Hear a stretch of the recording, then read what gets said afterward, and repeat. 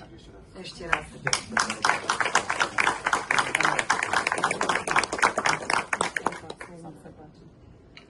Vážený pán generálny tajomník služobného úradu, vážená komunita, vážení hostia, vážení ocenení, chcem povedať, vážení aj bývalí kolegovia, keďže som pracoval na ministerstve dopravy, Peťo, chcem povedať, že naozaj všetci tí, nielen tí ocenení, ktorí dneska dostali ceny, tak všetci tí, ktorí sa zúčastnili tejto veľmi hodnotnej kampane do práce na bicykli, sú víťazmi tohto celého projektu alebo tejto celej iniciatívy. Spoločne zlepšujeme životné prostredie, šetríme CO2 a zároveň sa staráme o svoje zdravie.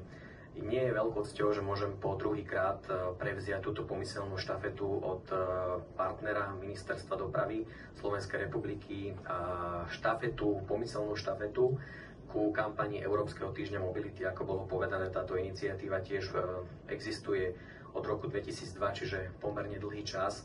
Veľká vďaka patrí pani Štulajterovej, ktorá nám pomáha s organizáciou a teším sa, rovnako vás pozývam na vyhlásenie následne v septembri tejto kampane Európsky týždeň mobility, kde to krédo, to logo, ktoré sme počuli, mobilita pre všetkých, je veľmi dôležitá, aby nikto nezostal nejakým spôsobom zabudnutý, ale všetci sa mohli zapojiť. Takže ešte raz veľká vďaka aj za to, že túto kampaň organizujete a všetci tí, ktorí aj venovali do tejto súťaže svoje ceny, respektíve ceny pre víťazov, tak veľká vďaka za to. Ešte raz všetko dobré.